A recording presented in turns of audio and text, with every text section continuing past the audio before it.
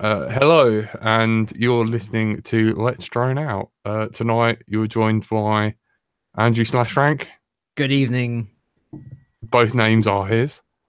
And Tony wearing is it RC Explorer? Yeah, t-shirt. Oh, accidentally. Hey, bonjour. And I'm on a Hello Zero. How you doing? Hello, Mikey. Hello, everyone. Yeah, hello, Patreons. Mikey, we are trying. Yep. I think Alex is an hour out, and for some reason my Skype isn't working on thing. Hang on. So I will. Don't know. Like, am I definitely logged in? I haven't used Skype for so long. I haven't got it on my computer anymore. What was the video that you posted in the group chat, Tony? That was amazing with round trees and things. Oh, that was a guy. Do you know? Is it Robogenesis? Yeah, that's yeah, man. He's so sick. There we go. There he is. Yeah. Yay. Everyone, Alex. Hey, sorry about that. I got home from the shop right on the nose, and then it's giving me an error that this doesn't work in Firefox. So I had to I had to get the link into Chrome, and it wouldn't let me copy and paste it. So, oh well. I was like, it would go, no, you want to go to the support ticket. You don't want the actual Hangout now, do you? Gotta love technology. Not a place for winners, I guess. Oh, man. Bless you. How are you doing, my friend? Doing all right. Having a discussion, some discussions with my operations manager. He and I, we don't exactly agree all the time, and this is today was one of those times where we agreed on almost nothing. So it's not healthy for everyone to agree. Well, right. But actually, I think we disagree more than we agree on stuff, which is why he's my operations manager. I can't have a yes man. So that's why I have Tony. There you go. Me and Tony don't agree on anything. Is there any chance headphones so I can hear a little bit of feedback? All right, let's see if I. You do realize what you're asking here. I know. Let's try this. Let's try this. Let's see if I can't get it to control room. What does that mean? No, don't ever. I was saying, what does this button do? Don't do that. No, in the top center. I'm not allowed to touch that. I just gotta figure out. Oh God. All right, hold on. The editor's gonna hate me. Got it. Got it. Like zipping tape. But if you're listening to this editor, Alex showed up late, so you can get rid of everything. That's right. Now, what I'll do is I'll do a new intro as if Alex is here. So if you disregard everything you've listened to now, please don't text me and tell me that I'm a cockwomble. Hello, and you're listening to Let's Drone Out. Tonight, we are joined by Andrew / Frank. Good evening. Joined by Tone Star. Bonjour. Who is wearing a RC Explorer shirt. Look at Slightly better than the flight test shirt. Yeah. Man, I'm having a flashback. I know. And we are joined by Alex Greaves tonight. How's it going, everybody? I said Greaves. I keep saying yes. I'm so sorry. It's such a bad habit. Whatever. It's just like, I don't know. I just learned it as, Don't matter. You know how much we love you, though. It's not like we do it on purpose. Not enough to remember my name properly, but yeah. I just use all your antennas. Do you know what I mean? That's that's good enough. 2 more here. Your favourite they are, Jack, aren't they? I had to rip the massive cases off them. I'm running out. It's getting harder and harder to get hold of the old school ones. Is that the Ion? No, it's the Minion. What? Mini Ion. Oh. So this is the MMCX version. An email went out not 5 minutes ago announcing dealers may order these. This weighs 2.2 grams, 2.25 dBIC, so it's high gain. And it is tiny. I mean, if I put my thumb in front of it, you can't see it. It's smaller than the tip of my thumb. So there are a few versions of it. you know, it's like, oh, you got to strip that big heavy case off. And I'm like, yeah, well, don't worry about it. So that's the SMA version right there. You know, it still comes with a finger wrench and everything. And this one is about 5 grams. And then we're also going to do a UFL version for the UFL guys. People have been begging me to do UFL, and I really want to avoid it like the plague because I don't like the connector. But if people want it, we'll do it. Don't either. How Yeah, one here expensive broken. is the UFL connector crimping thing? It's so expensive, isn't it? It's well, yeah, but that's why you solder them, because soldering's better. Well, the soldering is better. So they're crimped and then they're soldered because this connector tends to pull out. And that's the problem. The thing is the crimper is 2-stage. It pushes the thing down in the die, then it comes over. And a piece drops down over the top. The problem is that the cable isn't soldered underneath. It won't grab. Or you'll think it'll grab and it won't. So you actually solder the cable twice. You solder it before you put the UFL in, put the UFL in, crimp it, then you resolder to be sure it doesn't come out. But even then, they're weak. Can you get a hand crimping, 2 separate hand crimping tools, or has it got to be that uniform machine with the twisty? No, you can do it. We do hand crimping. I mean, hand crimping is just, it's fine. It's just a pain in the butt. You just got to put it in 2 tools. I can't imagine where you get those tools from. Deep dark China. Yeah, well, that's the thing, is that's the only place you can get them from. You can't go on, like, even Elcom doesn't sell that stuff, and Hyperlink and Pasternak, they don't sell that stuff. And those are your big RF distributors. So you pretty much go, okay, let's find a factory that's making UFL connectors and have them send us a tool. That's pretty much it. I can't imagine. We need to sell that paste though, Jack. What, the glue stuff? Yeah. You can't. I tried putting it in a little baggie for Bradders and it dried. The KS 185 or whatever. Yeah. I've had about like 20 people like message me, where's the link from that? So someone on eBay is just like, what the? You know, yeah, right. I had a stock of 5 and they've all gone. Oh yeah. Yeah. It's quite funny. Well, I mean, that's what happens when you get something that goes well. This antenna, luckily, that I'm releasing here is we've got enough. We've actually got a fairly decent stockpile of them now, so we can actually fill orders fairly fast. And I say fairly fast as in, though we've got a stockpile, they're not all finished all the way, because I had to buy an ultrasonic welder to weld the cap together. And so we have like 500 or so, probably more than that don't have the cap welded on. So we've got to put them through the welder and then finish them. But yeah, so, but, one of the things that I've been doing, and I've been fairly public about it. I'm actually going through my entire product line and redesigning everything. Yeah. I wrote that on the blog post. Yeah. Everything. So, yeah. And so, there's, it all started basically with the ion. You needed a smaller circularly polarized antenna. So I came up with the ion, which happens to be the highest gain circularly polarized omnidirectional, single omnidirectional antenna available.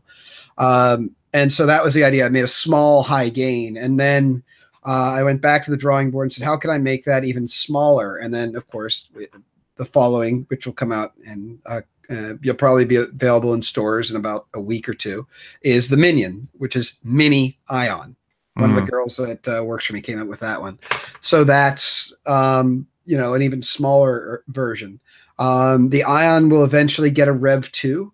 I got the prototype covers in, the 2nd generation Rev 2 covers, because the first one didn't work.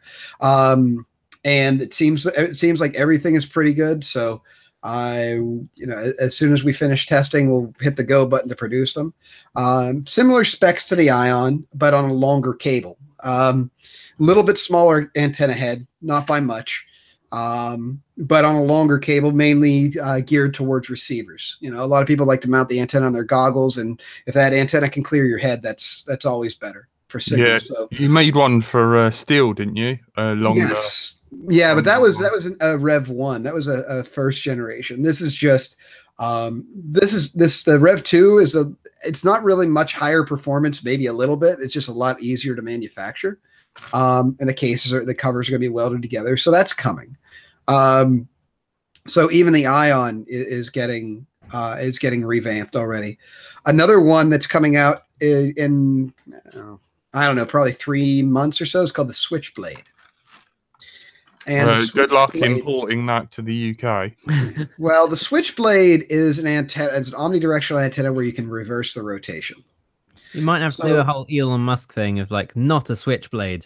Yeah. in the Well, packaging. so the I don't know if I have like 3D printed parts that aren't going to fit, but Yeah, you might as well call it the Ninja Star in the 80s. well, what happens with the Switchblade is you've got this. Everybody's got these cheap stock whips that come with their receivers and that.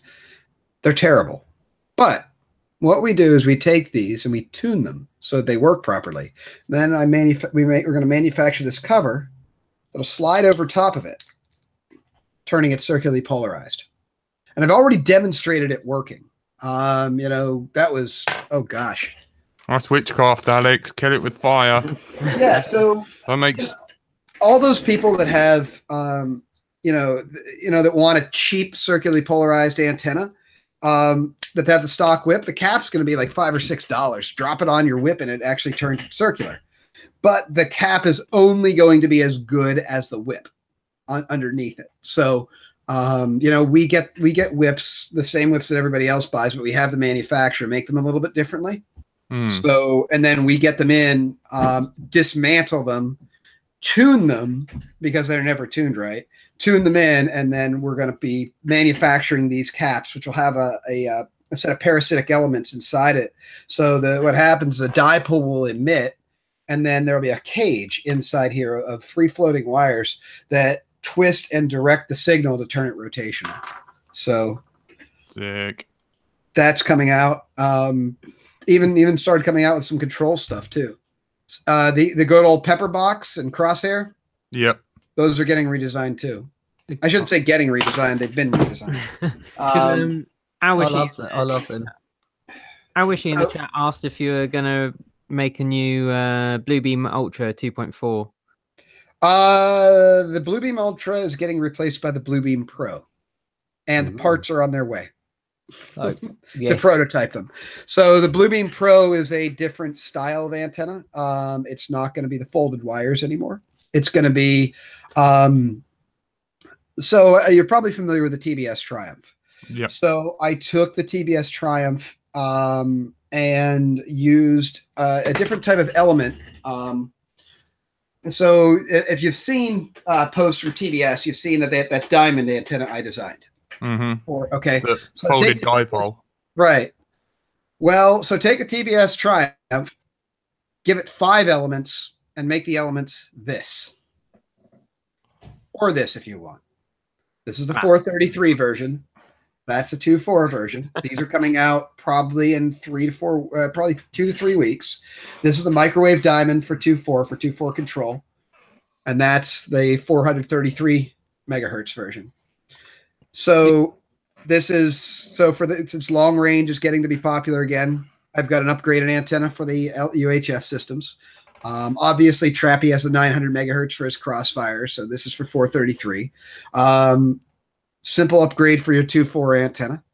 And then the Bluebeam Pro will use elements just like these in a 5-point configuration similar to the TBS Triumph. So it's a similar style. You've been very busy. Yeah, that's not, and by the way, I haven't even mentioned all the stuff I'm doing. This is just like half of it.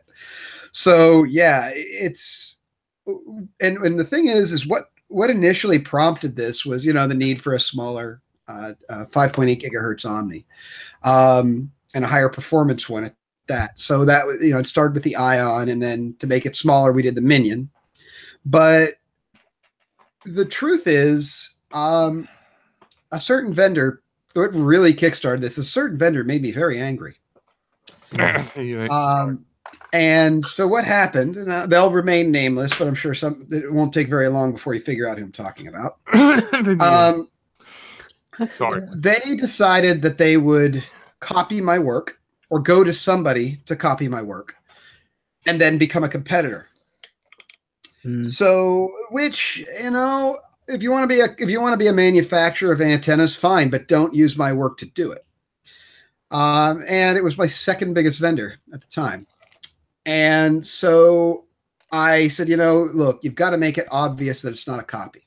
At least I said, change the cover so it's not an obvious copy, and I will, you know, I'll pay for it. I'll actually pay for a new mold before this comes out, so nobody ever has to know. Just change the mold. At the very least, I'd rather you change the internals because it's pretty obvious. And I had a couple of discussions, and they basically said, no, we're not going to do that. And I said, look, this is going to be the worst decision you'll ever make business-wise. I promise you that. I'm not going to tell you what my plan is. I expect you to change it. They didn't. So in light of that, when their copy came out, you know, the deal is every antenna that I design after the release of that copy, they are not allowed to have, which means every single product I am manufacturing in the near future. I'm basically redoing my entire product line. One of them is one of them is the product that they copied upgraded. An upgraded version of what they copied. It's like, look, if you would have gone to somebody who knew what they were doing, they could have done this had they knew what they were doing. But instead, you decided to copy. That's not right. So my intent is like, look, you could sell everything that you sell of mine currently, and that's not a problem. But anything that's new, which is everything I'm doing just about now, no. And I don't care how big of a vendor you are. You can kiss my butt. I don't care. Good for you. Yeah, I had a guy falling with style text me and said, can you ask him what he thinks about clones? But you're just saying everything now. So, well, look, the truth is there are different levels of clones. There are ones that are directly, if you would clone my work and take it to another industry, that's not right, but I'm not going to exactly jump down your throat about it. It's like, well, you're not really competing with me. You just took my work, which is published. Some of it is, at least, especially if you took my published work, then go for it, you know, whatever. But when you take somebody's work and then use it to attempt to put them out of business with their own work, that's wrong.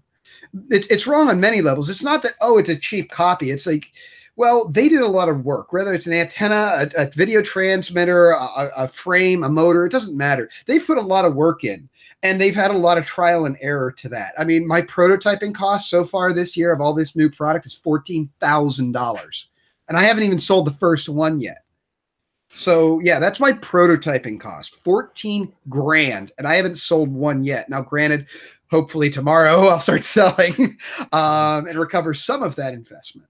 But yeah, so when you take that, it's like you're skipping all of that cost, $14,000 worth of cost. You're skipping all that because you can just copy it and then release it at a lower price because you're now manufacturing it in China versus a developed country and that kind of stuff. And you don't ever have, and guess what? They did the marketing for you because they amped up this product, whatever it was. And look, I have a copy that's cheaper because I don't have to pay for the advertising, nor do I have to pay for the R&D. And that's one of the biggest problems I have with clones is they don't just seek to take the product, they seek to take everything away from the innovator.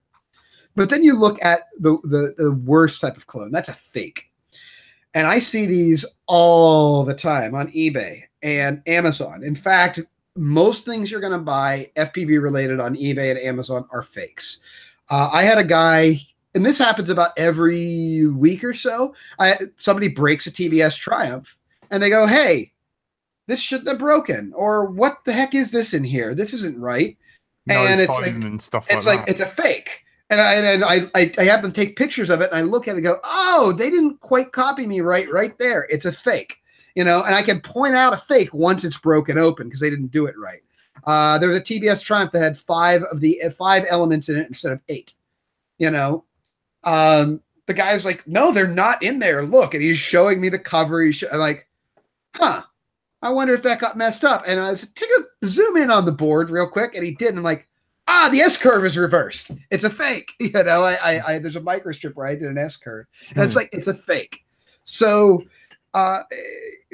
that's a really big problem because now there are these seemingly authentic ones out there that aren't even they're claiming to be authentic that are absolute fakes, you know?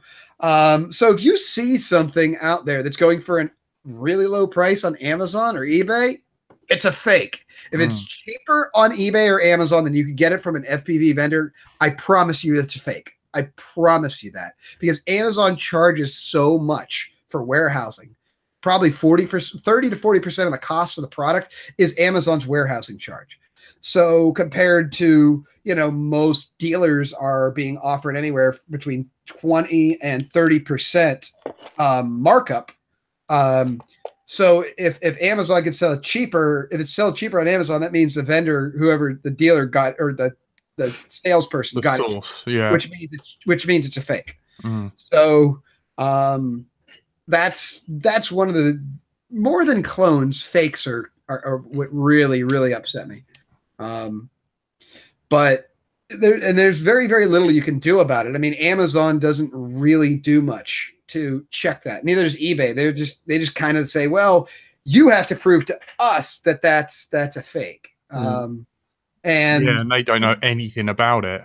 Well, it doesn't, and that doesn't matter to them, because if you say there's a fake and you can't sell it, they're losing money. They don't want you to prove to them it's a fake. So you're already fighting against a lot of inertia with that. So you have to go through a lot of work to shut down these fakes.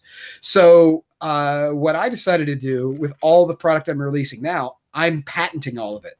Now I'm writing the patents myself, because the Ion patent cost me like $75,000. Bloody hell. And by the way, I just got hit with a bill on yesterday for $18,000 for this. It's not cheap. Yeah. But the good thing is when I see a fake or a clone on Amazon, I can say that's a fake, take it down. They say, oh, on what grounds? Have an attorney send them a letter. You're going to be billed for every day that's still on your site. Thank you. Gone. That's how you get rid of it. It's not so much to sue somebody, it's to threaten businesses like eBay and Amazon when they want to, because they're a fake and clone marketplace. It's more of a way to get it taken down quickly, before any damage is done. Because, if a lot of what I'm making is very, very, very hard to copy accurately. In fact, I banged my head against the desk making the Minion for probably 3 weeks. Why does it keep failing? I couldn't figure it out. And this is the inventor that's having a hard time doing it. Was it? So you can imagine overheating? Yeah. So that's the thing, is the instant the fakes start showing up, they aren't going to work. It's going to be blatantly obvious. So the thing is, it's going to give my product a bad name because they're claiming to be mine and they're not. So I need to shut that down quickly. And that stinks, because that's extra money that I've got to spend to defend my own reputation. Against somebody who's stealing. They're stealing my work to use it against me, just like most of them do. They have a lot of these clone companies. And then I've got to spend money to go after them, so I save my reputation and, save a lot of people that are buying the fakes a headache, because they're deceiving everybody. When you buy a fake, is just deceiving everyone. There's no, nobody wins except the manufacturer of a fake. So for our listeners, how can they make sure that they're not buying fakes? Don't buy from Amazon or eBay. No, seriously, that's because vendors typically try not to sell fakes or clones. Some do, but for the most part, FPV vendors try to be honest. And the ones that aren't, they're it's pretty obvious which ones aren't. But if you're going to buy something from Amazon or eBay, make sure it comes from a reputable dealer. Like, for example, if you're going to buy a TBS Triumph from Amazon, make sure it comes from TBS Avionics, and not, Chongwen or, whatever, or Crazy Pony or, okay, these are fakes. Oh, man, I like the sound of Crazy Pony. Yeah, Crazy Pony, Maker Fire, those are the big ones. There are a bunch of them. And the thing is, you're trying to buy an authentic. You're trying to buy something that works. A fake doesn't care. They just have to make it look right. And that's the end of it. Like I said, they did a TBS Triumph with 5 elements instead of 8. It didn't work. I'm surprised the guy didn't blow up his transmitter. But he was very disappointed in the performance. So he broke it up. He was like, yeah, you guys forgot to put the other elements in. It's like, no, they were never soldered to the board. And then when I realized that, like I said, the microstrip was done backwards, like, oh, that's a fake. He's like, yeah, I got it off of eBay. Maybe there's something to that. So yeah, that's must be annoying, man. All your work you do. Yeah, well, it's. I was talking to a very good friend of mine at lunch on Monday, and I said, nothing takes my heart out of it like the rampant dishonesty in this industry. I said it's. I said it's not so much it's the fact that it's accepted, and to the level that clones are okay. No, they're not. You're trying to put an innovator out of business with their own product. I mean, it's kind of like me going to your job and saying, "Hey, oh, you don't need him. I can work for half that price." And just don't worry. He trained me. It's like when somebody when you can imagine somebody you're supposed to train somebody at your job, and then they end up replacing you. You trained your replacement. That's what this is. That's what a clone is. A fake is a totally different level, and that's what bugs me even more. Yeah, that happened to me with the work experience boy. At least if you're training someone, you're being paid to train them. Right. You're paying to develop the job, and then they're just taking it. Right. Well, that's effectively what a clone does without any payment. And that's quite honestly what's happening. And a lot of people will say, well, I can't afford it. Well, if you can't afford it, why? Okay. I can't afford a Lamborghini, but I'm not going to go find a thief to steal one for me so I can afford it. That's wrong. Okay. And that's where the clones come from. That's why the cloning is wrong. It just imagine you can't pay for it because you don't, whatever. Imagine if somebody came in to your job, you trained them, and then they replaced you, you got fired. That's what a clone does. That's why it's wrong. What you're. I guess you're probably not saying just don't get into FPV. More what you're saying is buy just a generic, Yeah, there's plenty of. Well, one of the things that you look out there is there's plenty of stuff out there that's for a reasonable price. It's not a fake. It's not a clone. This Ion, the Minion that's coming out, it's $15. Okay. That's less than the TBS Triumph, that's less than the Spironet, that's less than the Axie. Okay. And guess what? All three of those that I named are made in China. This is made 10 minutes down the street from my house at my shop. Okay. And it's going to be $15 retail. It's not too terribly expensive to buy an authentic, but then when you look at multi-rotor frames, well, there's a frame ready-made RC sells it. It's authentic. It's $17. You bought the clone because you like the look of it, but you didn't want to pay the price of the innovator. And that's a problem. That's a serious problem. That's basically, and I'll tell you straight out what it is. It's greed. It's straight up greed. It's I want, but I don't want to pay for it. I want what the innovator came up with, but I don't want to pay him for it. I'd rather pay a thief less. That's just humans. Well, and that's why my heart isn't really in this industry the way it was. The development, I'm doing it for me. Really, I'm not doing it for anybody else. I used to do it for everybody else, but now I'm just doing it for me just to do it because I miss it.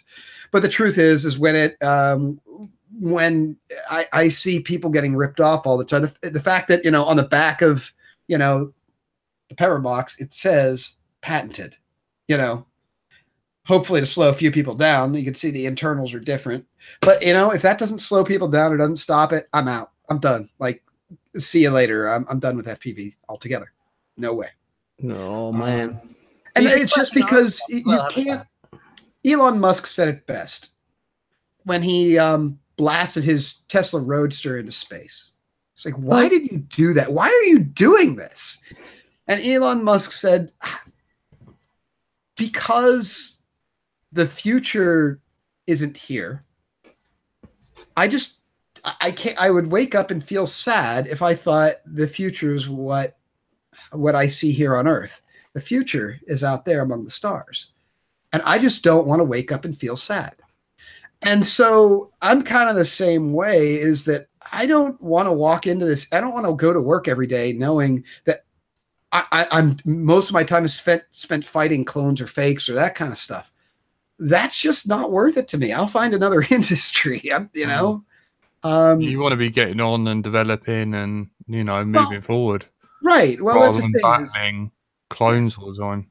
Right. Well, that's the thing is I'm working my way into the commercial realm. I've got some commercial only products that FPV will never see because I'm not You stupid. just named them.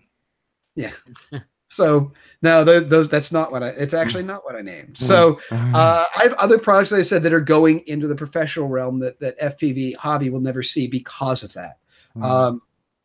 You know, granted, I am redoing my hobby line as well, but there's a definite rift between the hobby and the professional line.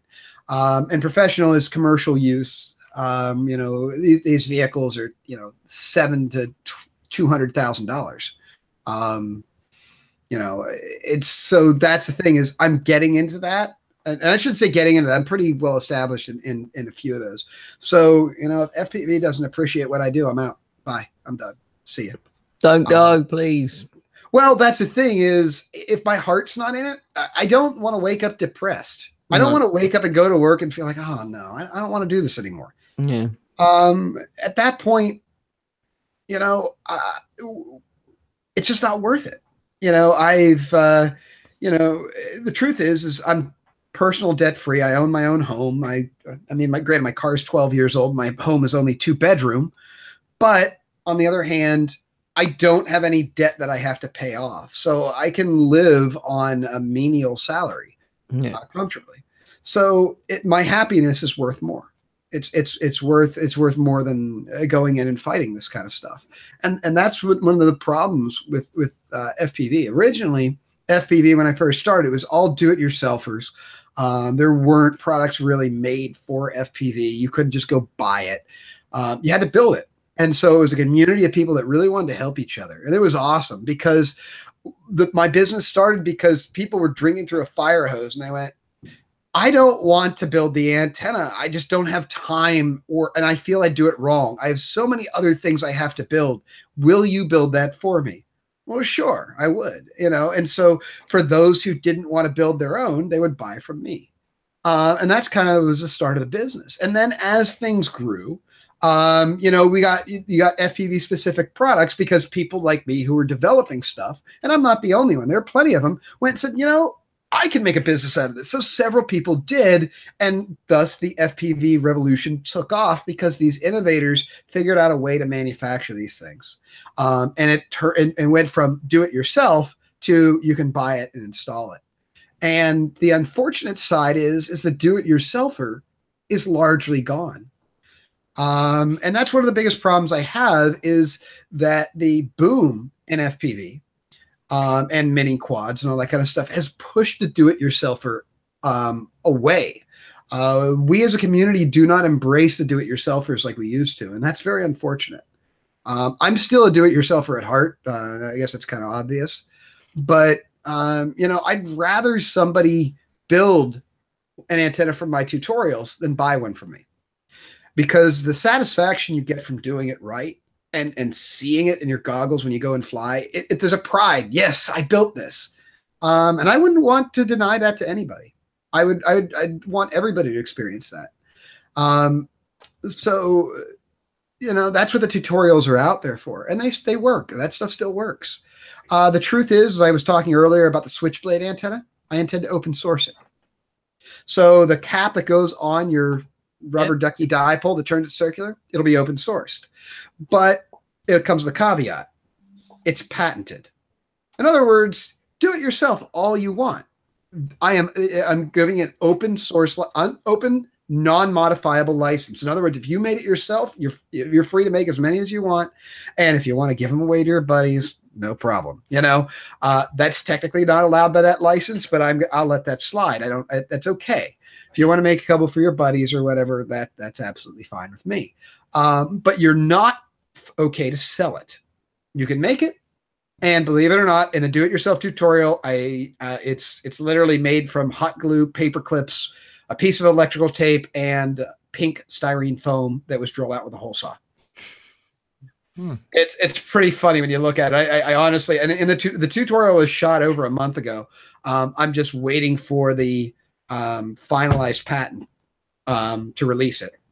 But what happens is you take a hole saw, you drill through a piece of styrene foam, and it's a perfect plug. It's the right diameter that fits over the dipole and the and it's the right spacing for the elements. So you cut up a paper clip into the right lengths, and you glue it onto this piece of styrene foam, and you wrap an electrical tape to protect it, and it turns it circular.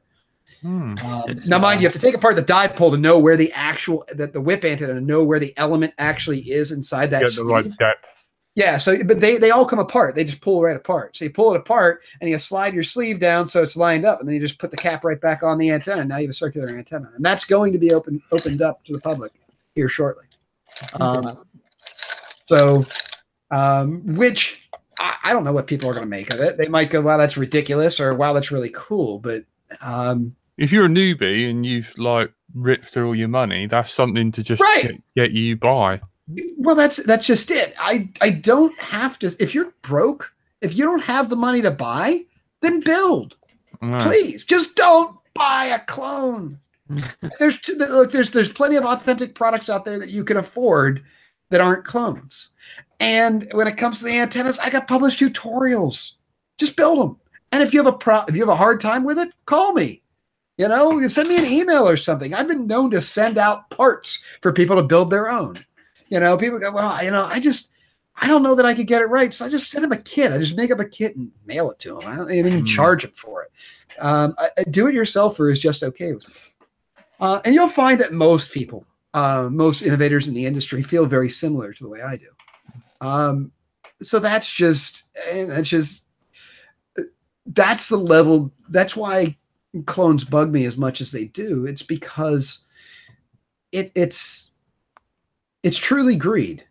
Yeah, it really is. It really is. It's greed on the part of the person who made the clone. Yeah, and it's greed on the person who bought it, and that's all it is. Because basically, we understand this is a hobby. This is not life or death. It's by your disposable income. And I remember talking to Trappy years ago about, you know, developing this stuff. I'm like, man, it's going to turn into a money pit. He's like, what do you think the definition of hobby is? You know. Yeah. So, you know, it's just the nature of it.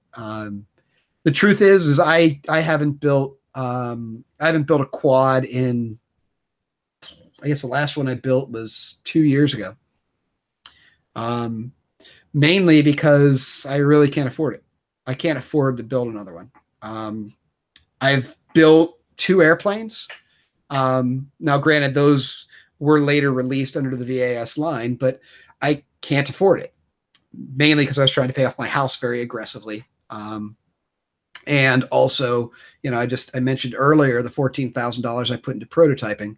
You know, it's playing catch up with that. So now once I'm done prototyping, I'll probably buy another quad frame and build one up. But you know, my TBS Vendetta still flies, so does my little tweaker, so I don't need another one. But I'll probably build one anyway.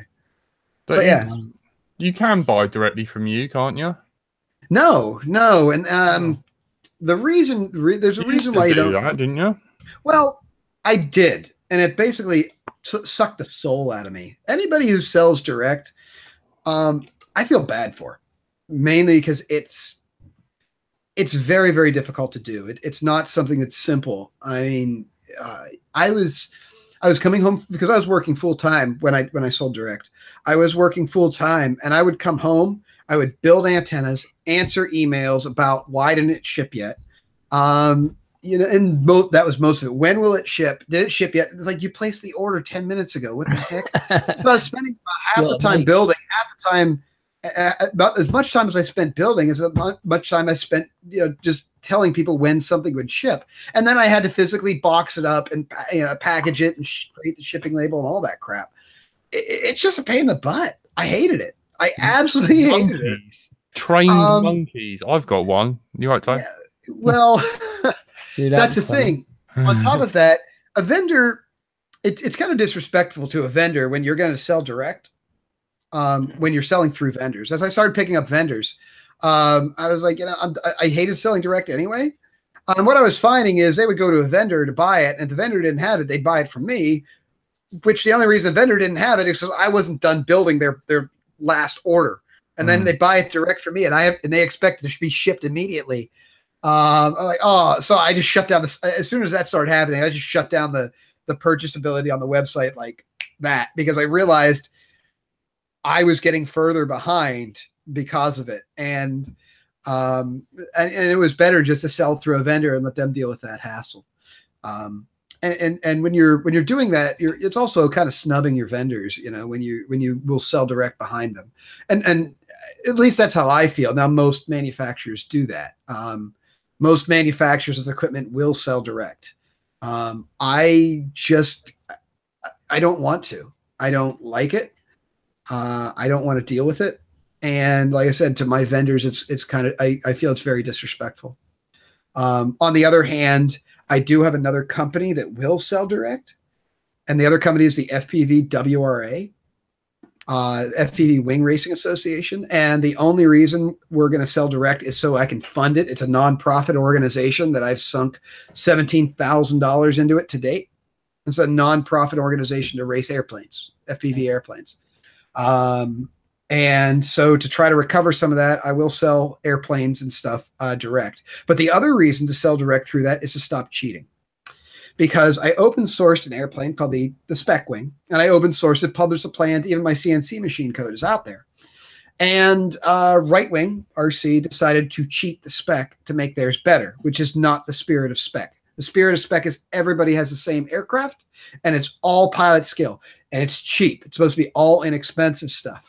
Well, he cheated the spec and inflated his price. So now whenever we get the site up and running, which should be here in a little bit, maybe a month or two, you can't buy a spec wing from anybody but the FPV WRA because that comes in and then we're going to unbox them, measure them, and verify that it's not cheating. You know, because cheaters do not make a sport fun for anybody. So we have to get rid of the cheaters. So that's we can have VIN numbers and everything. Well, what we're going to do is each airplane, once it's verified, will have a sticker in it that says it's a spec class approved. So if you're at a race, an FPV WRA race, and yours doesn't have that sticker on it, then we know you didn't get it from us. Now, granted, the ones that are out there, I know who bought the current spec wings. I can identify them pretty easily. And I'll just give them the sticker because they don't have to buy another airplane. They got it. But that's the thing, is that's how we're going to check that somebody isn't cheating. And that's so that's the other reason to sell direct, is because though that airplane is open source, you cannot buy it from anybody else because they're the first person to go off of that spec cheated. The very first one cheated it. And I called him out on it too, because 2 others followed him and try to cheat the spec. And I called them out publicly. All 3 of them, like, all of you are trying to cheat this. You built exactly what I built, exactly what I published. I even give you my G code to my CNC machine. For goodness sake, make it how it is. So to eliminate cheating, we're going to be selling direct in the future. So it's really sad that you have to do that. But, you know, the deal is when a vendor says, hey, they're winning on my spec wing, well, it's because you cheated the spec. It's faster than everybody else's because you shaved the airfoil. You know, you changed the sweep. You changed the dimensions of the airplane. It's no longer a spec class. So that's one of the biggest so we will be selling that airplane direct, as much as I don't want to save the sport of wing racing, because everybody loves spec. Everybody walks away from a race with big, bright smiles on their face. They win, lose, draw. They don't care. It's always a great race. It's always really competitive, very, very close. And if I allow cheaters in, it'll ruin that. It'll ruin the fun for everybody and collapse the sport right with it. So it's kind of the thing I got to do, as much as I don't like it. So. Can you talk about your other bits and bobs you're doing with wings? You know, the pow shoot him down stuff? Oh, the laser combat system. I'll reveal why it's not available. There's a patent troll that I have to deal with. So there was a system about 5 years ago, and I have it in a box over here somewhere. I opened it up for the first time, I guess about 2 weeks ago. From a company called EMR Labs that got a warning, very stern warning, that they would be sued if they pursued their combat system. And their combat system I bought from them because I wanted to do combat, and I didn't get all the parts because they hadn't finished it yet. The system was never finished. But if you look on Stone Blue Airlines channel, on the very early, one of its very early videos was us testing this on the bench. Frank and Link. trying to get it, you know. Zero Link. This is like 5 or 6 years ago. But you can see that it was there. But I was never able to get a system because they were threatened with an attorney of, you're going to get sued if you do this. So I went through the patent database, went through the entire thing after I developed. By the way, I never knew that reason. They just disappeared. And I really wanted to do combat. So I'm like, well, if we're going to do combat, I'm going to develop it myself. So I did. And then when I put it out for order, so I know how many boards and stuff to order and make, I got a response back about what happened to EMR Labs. So what I've done is I've gone to that patent and I've looked at it, and EMR Labs was not violating it. But because they have no protection at all against it, he could claim you're violating my patent because they have nothing to protect themselves. They went, okay, we're done here. And they dropped it, which is utterly ridiculous because they were not in violation of any of those patents. I looked. Now, mind you, they had some really cool stuff. EMR Labs had a coded shot. You could shoot missiles, rockets, or bullets, depending on what radio. But they did a force fly joystick. It was freaking awesome. So it would actually shoot out a code that would tell the person who got hit what was shot, which is really kind of cool when you think about it, you know. And it would shake the airplane according to what hit you. And it was absolutely phenomenal. I really, really liked it. But it never was finished because of that. So what I've done, and hopefully my counterpart, Hardik Patel, is finished writing his portion of the patent. I wrote my part and sent it to him to finish. We're going to submit it. And then once we get it back, we'll release the product. Because that way, when the patent troll goes, ha, you owe me, it's like, no, we got an approved patent. You know, that we're clean. We're clear. So like, you can't touch us because our system is patented, and we use we're actually going to use that troll's work as a reference. In other words, when we turn our patent in, we're going to use this like similar, what they call similar art. So we're gonna, and I found, by the way, 8 different laser tag systems that could be adapted to RC or FPV. That I'm calling out and that I'll call out as what they call prior art in the patent. So when a reviewer looks at it, they're going, okay, and they're looking at this prior art, making sure that our work, mine and Hardik's work, isn't in violation of any of these other patents. So so it protects us from the patent troll, and also on the flip side, it keeps somebody from going, oh, I can make that cheaper. Thanks for your 16 months worth of work, which is what it took, by the way. Thanks for your 16 months worth of hard work. I'm just going to copy it. So we're not going to allow that to happen because we'll be able to go right after anybody that does that. The good thing is the price on it's going to be $40 US retail. We're going to keep it inexpensive because it takes 2 to tangle. So we're not going to inflate the price through the roof. That's utterly ridiculous. Yes, it's a new cool technology, but I'd rather sell 50 systems and make $1 than sell one system and make $50. I'd rather sell a whole bunch of these so people can go out there and go and play laser tag and shoot each other out of the sky, because it's a hell of a lot of fun. It really is. And I take it to events and I demo it. I took it to Ready Made RC FPV Fest. I took it to Flight Fest South. I took it to Stone Blue Airlines Flying Circus. And I had 4 airplanes. I'm down to 2 because we kind of had a mid-air collision with the last test, and it destroyed the strict strato surfers did not survive the hit. But yeah, I would hand people transmitters and batteries to put in these airplanes. We go shoot each other out of the sky. Sweet. So I'm still planning on taking these to events so people can do that. But it won't be available for sale until we get our patent back. So people in the chat are saying. People in the chat are saying, is it easy to shoot each other out of the sky? What's the range and things like that? Okay, so it depends. So the issue is the module's daylight filtered, so you can it still works during the day, but the range is significantly shorter. And what we've done is we've incorporated on our latest revision a day and night switch. So at day it lets that gun run full power, and your range during the day is between 100 and 150 feet. And the reason we didn't, now granted, we could add more emitters on that, but the reason we don't want to make it shoot further is because try finding somebody more than 150 feet away in an FPV cam. Mm-hmm. That's hard to do. Okay, 50 meters is a long shot, and especially an airplane becomes a sliver in the sky. You can't hit something you can't see. All right, that's the point. So during a day, it's between 100 and 150 feet.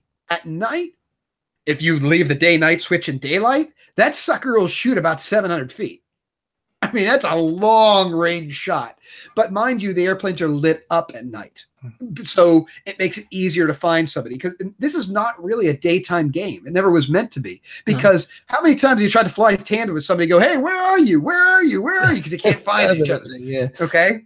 But with a lit up aircraft, they stick out like a sore thumb. You can pick them out immediately. And as soon as you see the lights, you throw the trigger and all of a sudden the lights dim, letting you know you're landing your hits.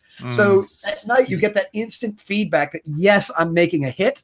I can find my targets easily. And then the day-night switch, if you put it set to night, it goes to 250 feet range, which is still a really long shot. And yeah, it's pretty easy to make a hit. So the way it works is there are two modes. There's battle and race. Battle mode, you have 6 seconds of damage. After being hit, when you're hit, the entire airplane will shake. Your motor will pulse at a really high speed. You're out of your motor, and there'll be a buzzer on the airplane that'll alarm, and then there are lights on the airplane that'll go out. So there's indication to both the shooter and the person being shot that, yes, you are being hit. And by the way, the amount that it damages the airplane, shakes the airplane, is adjustable. There's will be a little adjustment on it. So if you have a slower, more docile airplane, you can turn that up, and you can feel when you're getting hit. Or if you have a really reactive airplane, you can turn it down. And then after 2.5 seconds of getting hit, I take the plane out of trim. I take a servo and take it out of trim, so you'll roll or dive or climb or something like that. So you know you're flying a wounded bird. Everybody who's flown knows when their bird's wounded. They're like, oh, like it's still perfectly controllable, but it's like, oh boy, I'm hit. I'm flying a damaged airplane. Yeah. So it's simulating World War II dogfighting combat. You know, when those airplanes got shot up, they didn't fly right. You know, you knew you were being hit. So that's what it's simulating. And then after another 3.5 seconds of being hit, I pulse the motor slowly. I pulse the lights. I take your gun away. And after 10 seconds of that, power comes back on. You're fully ready to go, fully healed, back in action again. So it's meant to be played so at night, you're typically going to be playing battle mode. Now, granted, you can play race mode, but race mode is because the easiest way to find somebody is to put them on a racetrack. During the day, when are you going to see somebody? When they're racing against you. Yeah. So now FPV racing meets Mario Kart. You know? So now the thing is it's not 6 seconds. You have to land the shot. It's 3/4 of a second. Once you land the shot for 3/4 of a second, their motor pulses. Okay. Their gun goes away. And there's for 6 seconds. That's all 6 seconds. That gives you enough time because their motor is being pulsed. So it's basically giving 50% power. So they have plenty of power to fly, but you have full power. So you can get in front of them, but you got to get far enough ahead of them because as soon as that motor starts pulsing, their gun is coming right on. And guess who they're going to be shooting?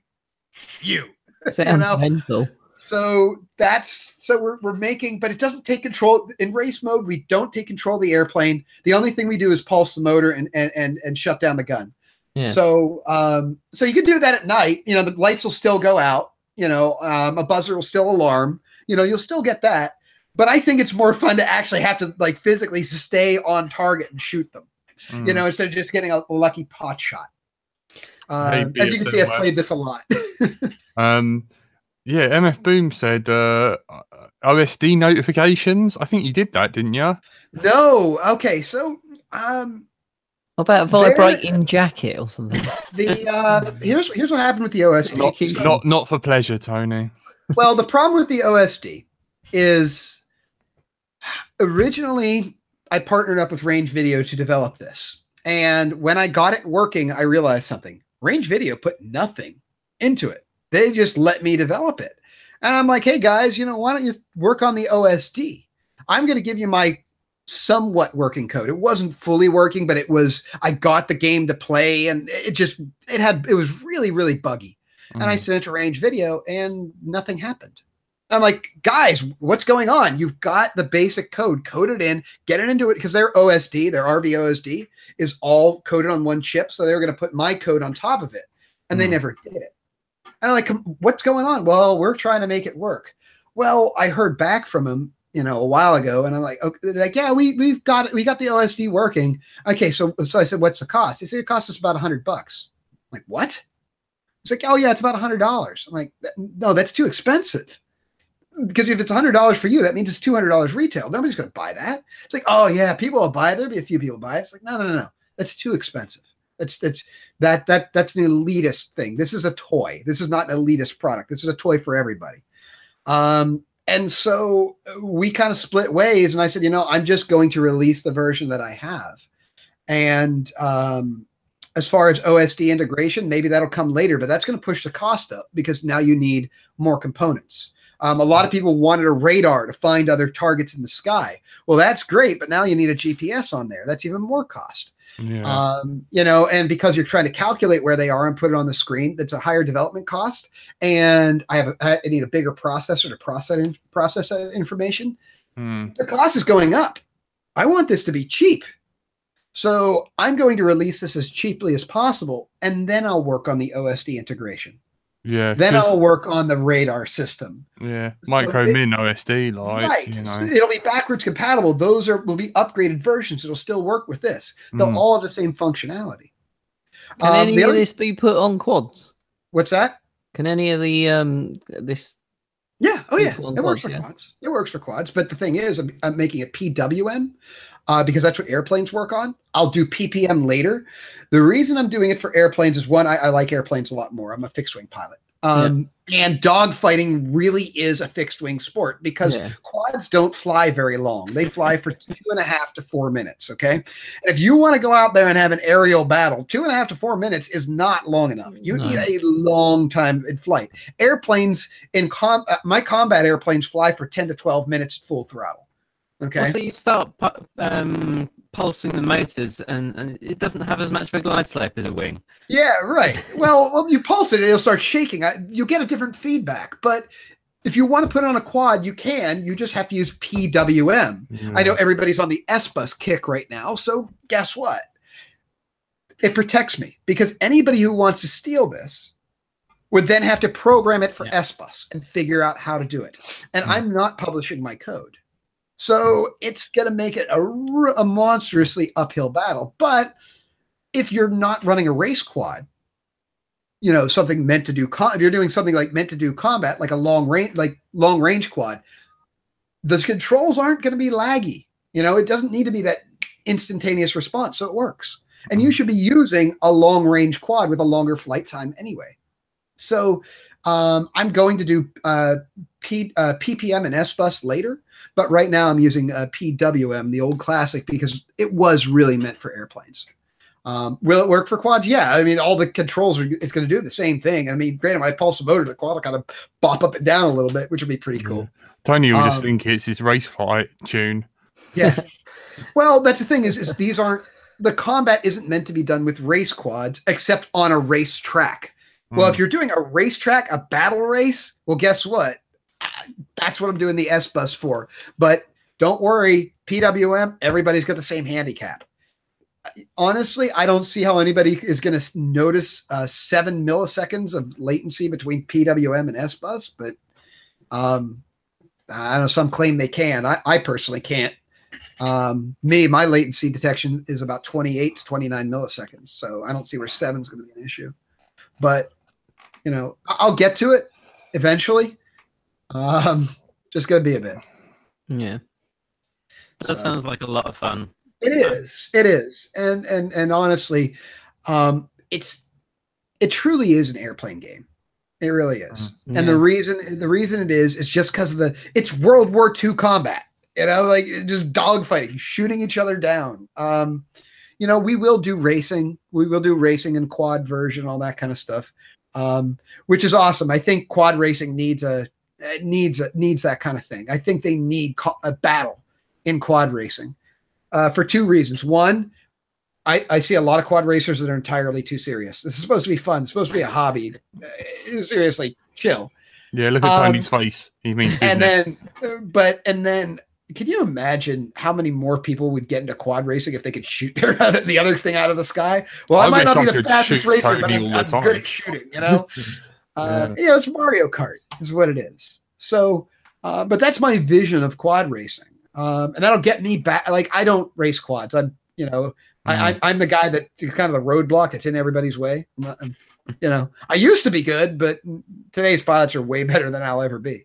But if I can shoot, if I can shoot somebody down, well, maybe I can race again, if only to shoot people out of my way. I might not be able to race, but I can shoot them out of my way. That's it. So where should people check out for updates on this? Frank. Yeah. I don't know why. You're crackly. It's gone robotic. Well, no, not really. It's fine now. Try again. Just where should people look for updates on this? Because everyone's going to want them now. Okay. Well, updates. I'm looking around. Shoot. Oh my God, he just leaves it lying around. Well, crap. I think I took it back to the shop. I did. I've got one installed in the wreckage of the Strato Surfers, but it's a 30 by 30 board, so it's the same as a microcontroller, same as a flight controller, so bolt right on top of it. It's actually developed. It's ready. We just got to get the legal protection in place, because here's what: if we release this without a patent on it, it will never come. That'll be the end of it. We're going to get sued. And then we can't defend it because we have no legal protection, and it'll never happen. We have to wait for the U.S. legal system. Yeah, it sucks. It's costing me a small fortune to do it. That is not a cheap thing to do. No, but it's a necessary evil. And that's what really, really stinks. Is because I'll put you like this: the patent troll. His system was written in 2004. When your aircraft, it's for gas airplanes only, and when your aircraft is shot, it ejects a parachuter out of the airplane. Is what it does. Okay, that's what it does. Quite the same then. Yeah, very different. I mean, mine's modifying the controls. I've got the audio visual displays. I actually shake the airplane. I pulse the motor. Progressive damage, battle and race mode switch, adjustable rates, all that kind of stuff. I mean, it's basically it's a completely different game. But I have to prove that, and rather than attempt to defend this in a court of law, it's much easier and faster. Well, not faster, but it's cheaper and easier to have my own patent. And when he goes, I'm going to sue you, just have my attorney said, this is patented. Now granted, that letter will cost $500 because attorneys are freaking expensive in this country, but that's the end of it. We can keep producing it, and you guys will actually have the product. But if I release it before that, it dies. The project dies. Just keep an eye on the shops and wait for it to turn up there then. Well, Flight Test has actually developed a combat system as well. And they were developing it alongside me without either of us knowing that the other one was developing it. So Josh Bixler, when I told them I was bringing this to Flight Test South, and I made a big production of it, like, you'll be able to fight with this at Flight Test South, and we did. Josh Bixler very quietly sent me a message and said, hey, we've been developing a very similar system ourselves. And I said, I don't want you to take this the wrong way because we had no knowledge of yours. I'm like, oh, that's awesome. Hey, I'll send you my board, you send me yours, and let's make sure they're compatible so that we have one universal standard that we can fly combat with. And he said, well, I'll have to ask the developer. And the developer was not willing to do that. He wasn't willing to give that up, even though he knew that I was ahead of him and I actually had gone further along in development. He just didn't want to release what he had. And inevitably, I found out that by looking at their episode, that their system is compatible with ours by default. Theirs plays a little bit differently, of course, because they're doing a little bit differently with it. But you can buy the flight test system when it comes out, and it will absolutely work with ours. So it doesn't matter which one you buy, just how it plays. However, we haven't seen flight tests come out, and I think that's because of the patent issue. Because when I learned about it, I told them, I was like, guys, you need to know about this. Because I don't want you to get sued. I don't want this to happen to you. No. So I told them I'm going to write a patent. And when I submit it, you know, I told them, like, I will give them an open license for it. In other words, I'll license theirs under my patent. And I don't want anything for it. Because I like flight tests. I like what they're doing. They're not trying to copy. They came up with something authentic. And I have the ability to protect them. So I'm going to do that. So I think what they're doing is waiting for that before they release theirs. They probably are going to do a little bit more development behind it. But my intent is to anybody who's developed this laser tag independently, it's got to be similar enough to mine that my patent will hold up to defend theirs. So once I get this out, there will have to be a discussion with flight tests about what they have to put in their system to make sure that I can defend them, which is really strange. I mean, it's kind of strange, but like I said, I like what flight test does. I want to support them. I want to see them survive, and I want to see everybody doing laser. They're surviving, man. They're building their utopia. Well, but that's the thing is they earned that, right? Yeah. I think we all agree they earned that. Well, if they come out with this laser tag system and they get sued for it, it's gone. Their system is totally gone. Yeah. I don't necessarily need to be the only one with this. I want flight tests to have their own. If they want their own, they disagree on some of what my system does. They disagree with a lot of it. They feel that, you know, having the vehicle shake or taking it out of trim is a safety issue. I don't, because I've done this a dozen times. I've done combat. I've done many, many rounds of combat. It is not a safety issue. They haven't. So they don't know. You know, they did that one test where they were like this far apart. They're like 3 feet apart before they finally got a hit. And it shut down the motor. Now I can tell you shutting down the motor is a safety issue because mine originally did that. Because what happens if the plane stalls, it's now out of control. You need to keep them with power. That's why I pulse the motor. I don't shut it off. So I have a lot more experience. And love. Right. So what they think is a safety issue isn't, to me at least. What their system does is a safety issue to me because I did it before and it was not very good. Right, a few things because we're pretty much out of time. Frank Isles of Mole FPV wants you to say exterminate. Wants to take what? Exterminate? You want me to say exterminate? No, he wanted Frank to say it because he's got a funny voice at the moment. Yeah. You need to sound more angry, Frank. Exterminate! There you go. Fantastic. Say switch warning. Switch warning. Yeah, good enough. You know you're being recorded for the Tyrannus, right? Yeah, that's it. Oh god. Not that one. John Harris keeps going for some reason what happens to the giveaway? Like what was he I don't know. I think you're thinking about FPV Life, I think. The only person tell you what, guys, he's talking about a giveaway, right? You want to do a giveaway? No, because like the last one, like bloody no, like it's making the act. We can't get bloody Immersion RC to Tony to send out the someone won something and it's not got there yet. Yeah. Well, who wants something? I'll send him something. One of my try before you can buy it. Antennas. Send me their address. I'll mail them a care package. They won something, but Immersion RC didn't come through. I will. No problem. Let's do a live. No, let's not do anything live, Tony. Go away.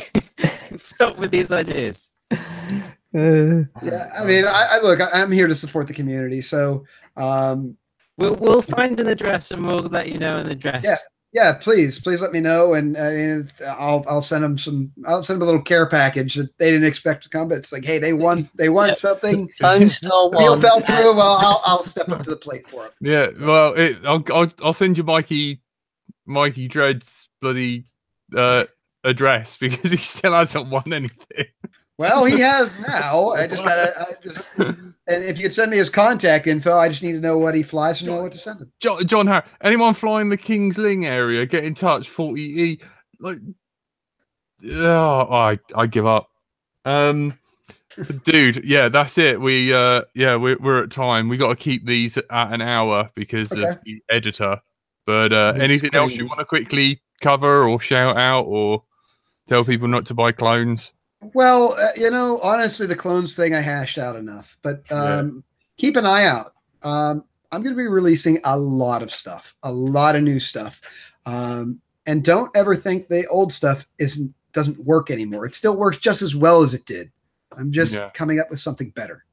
And that's called progress, I think. Oh my God, the editor's listening. Oh shit, he's in the chat. No, I just said shit. Sorry.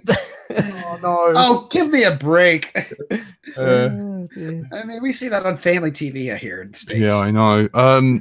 Oh man. But overall, keep an eye out. And if you want me to try to do something, if you've got an idea, send it to me. I mean, if you've got an idea that you think would benefit FPV and you think I could do it, let me know. And if I am able to produce that or make something, well, you gave me the idea, so you are going to get a commission on it.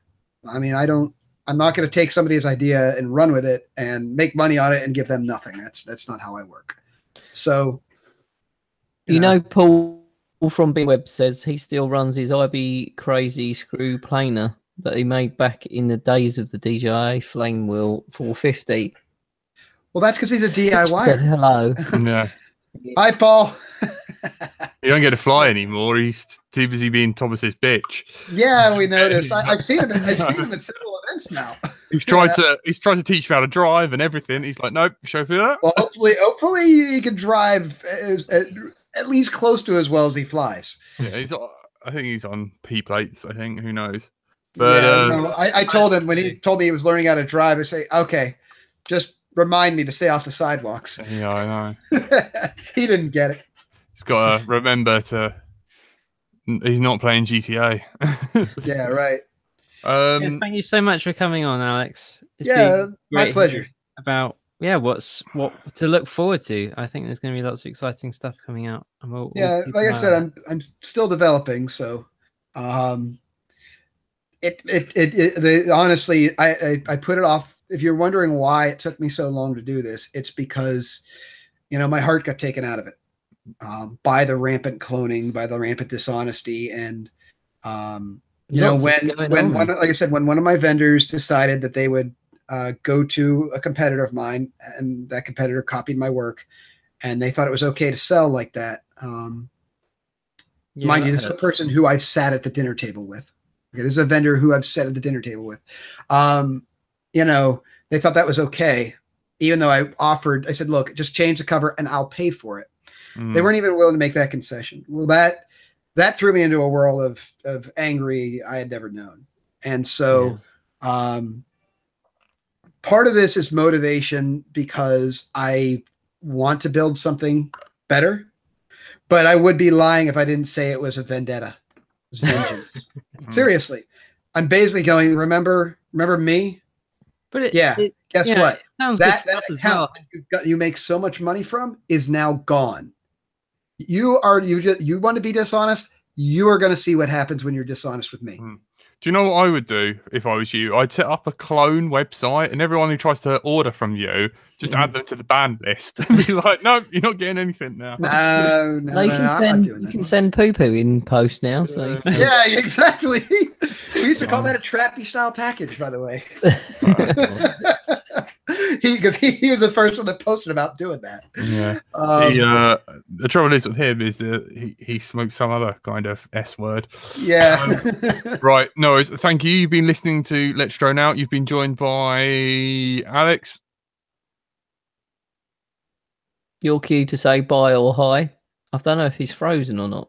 Is he still there? No, he's still here. Alex, Alex, I'm still say here. goodbye. Goodbye, everybody. Take care. Thanks.